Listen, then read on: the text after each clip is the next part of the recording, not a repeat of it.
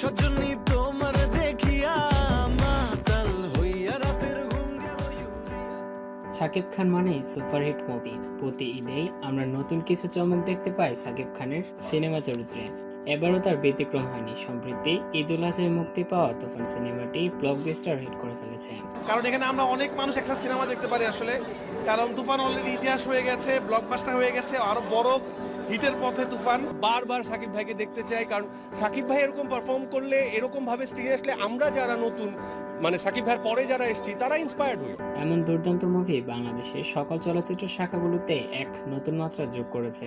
তুফান সিনেমার নায়কের সাথে ছবি দেখার আয়োজন ছিল গতকাল রাতে মিরপুরে সানি হলে। তারকাদের সাথে আমন্ত্রণ করা হয় বিনোদন জগতের সাংবাদিকদেরও। স্পেশাল শোয়ের আয়োজন করেছে তুফানের এবং আমাদেরকে দাওয়াত দিয়েছে।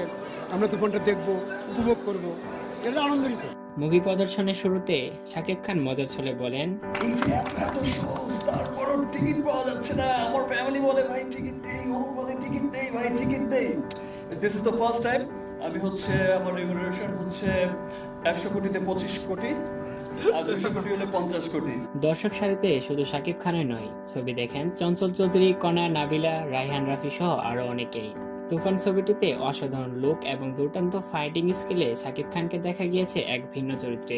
ছবি দেখার পর এমন মন্তব্য জানান বিনোদন শাখাবিদরা।